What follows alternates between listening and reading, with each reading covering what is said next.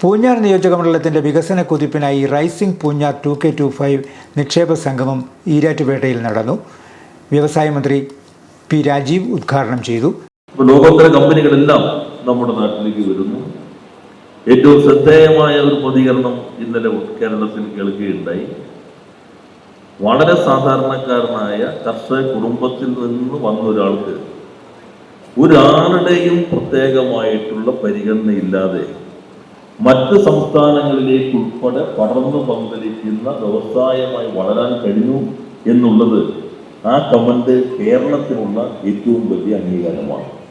കേരളം നമ്മളെല്ലാവരും ചേർന്നത് ഇവിടെ ആരുടെയും ഒരു പ്രത്യേകമായ ബ്ലെസ്സിങ്സ് ഇല്ലാതെ തന്നെ സാധാരണക്കാരന് കഠിനാധ്വാനം കൊണ്ട് വ്യവസായത്തിൽ വളരാൻ കഴിയും.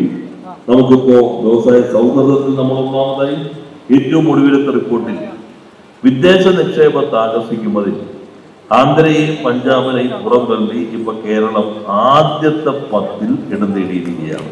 ഓരോ മലയാളിക്കും അഭിമാനിക്കാം. ഈ ഗവൺമെന്റ് വന്നതിന് ശേഷം 37 സ്വകാര്യ വ്യവസായ പാർക്കുകൾക്ക് അനുമതി നൽകി കഴിഞ്ഞു. 37 സ്വകാര്യ വ്യവസായ പാർക്കുകൾ, ഏകദേശം 500 ഏക്കറോളം അതിന്റെ ഭാഗമായി വ്യവസായ പാർക്കുകളായി. 3 ക്യാമ്പസ് ഇൻഡസ്ട്രിയൽ പാർക്കുകൾ അനുമതി കൊടുത്തു, 8 എണ്ണം കൂടി കൊടുക്കാൻ പോവുകയാണ്. സെബാസ്റ്റ്യൻ കുളത്തിങ്കൽ MLA അധ്യക്ഷനായിരുന്നു. 2 ദിവസം മുമ്പൊക്കെ നമ്മൾ കണക്കുകൾ പുറത്തുവിട്ടിരുന്നു. അത് അതുവരെയുള്ള കണക്കുകളാണ്.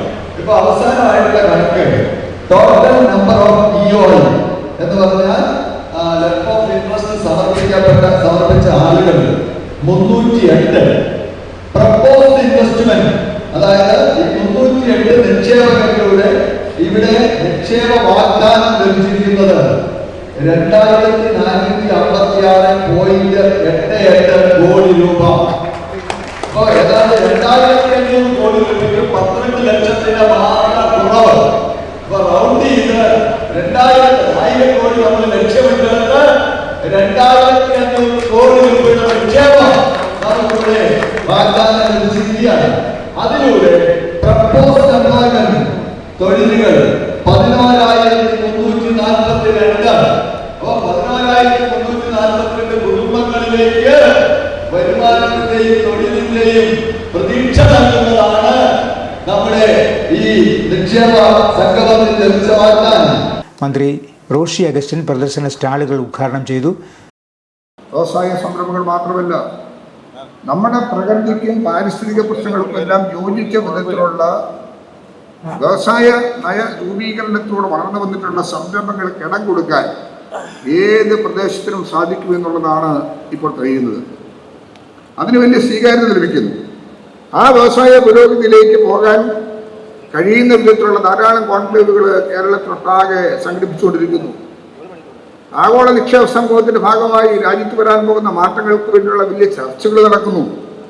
ആ ചർച്ചകളുടെ ഭാഗമായി നമ്മുടെ ഈ നിയോജക മണ്ഡലത്തിലും സമീപ പ്രദേശങ്ങളിലുമെല്ലാം വലിയ തോതിലും ചെറിയ തോതിലും ഇടം കൊടുക്കാൻ കഴിയുന്ന വ്യവസായ സംരംഭങ്ങൾ ആരംഭിക്കാൻ താല്പര്യമുള്ളവർക്ക് അവസരങ്ങളുണ്ട് എന്ന് ഇത് തുടക്കം മുതൽ ആരംഭിച്ചു തുടങ്ങുന്നതിന് മുമ്പേ ലഭിച്ചു എന്നുള്ള സെബാസ്റ്റ്യൻ കുളത്തിങ്കലിന്റെ റിപ്പോർട്ടിംഗ് ശ്രദ്ധിച്ചു.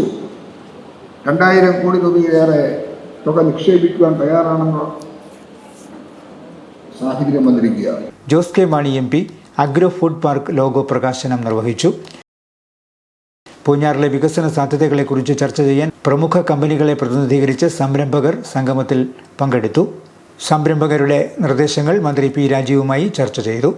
308 സംരംഭകരിൽ നിന്നായി 2400 കോടിയോളം രൂപയുടെ താൽപ്പര്യപത്രങ്ങൾ ലഭിച്ചു. ടൂറിസം, ഫുഡ് പ്രോസസ്സിംഗ്, IT തുടങ്ങിയ മേഖലകളിലെ സാധ്യതകൾ സംഗമത്തിൽ ചർച്ച ചെയ്തു. സന്തോഷ് ജോർജ് കുളങ്ങര മുഖ്യപ്രഭാഷണം നടത്തി.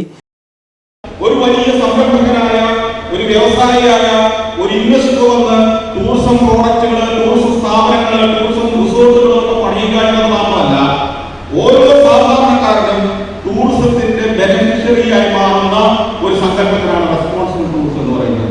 അപ്പൊ ഈ റെസ്പോൺസിബിൾ ടൂറിസത്തിലേക്ക് ഇറങ്ങാൻ ഏറ്റവും അനുയോജ്യമായ ഒരു ഭൂപ്രദേശമാണ് ഈ പ്രദേശം എന്ന് ഞാൻ പറയാം. അതിന്റെ കാരണം അറിയോ?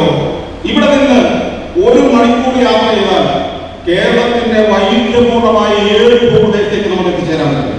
ഇവിടുന്ന് 1/2 മണിക്കൂർ യാത്ര ചെയ്താൽ ഏഷ്യയിലെ തന്നെ ഏറ്റവും മനോഹരമായ മലപ്രദേശങ്ങളുള്ള ഹിൽ സ്റ്റേഷൻസ് എന്ന് വേണമെങ്കിൽ പറയാവുന്ന പ്രദേശങ്ങളിലേക്ക് നമുക്ക് എത്താൻ പറ്റും. വാഗമണിന്റെ സാധ്യതകളെ വളരെ ചെറിയൊരു ശതമാനം നമ്മൾ ഉപയോഗപ്പെടുത്തിക്കൊണ്ടിരിക്കുന്നത്. അത് വളരെ പരിമിതമായ, വളരെ ചെറിയ ആലോചനയിൽ, ചെറിയ ഭാവനയിൽ ഉരുത്തിരിഞ്ഞ ചില സംരംഭങ്ങൾ മാത്രമേ വന്നിട്ടുള്ളൂ. സമാപന സമ്മേളനം സെബാസ്റ്റ്യൻ കുളത്തിങ്കൽ MLA ഉദ്ഘാടനം ചെയ്തു.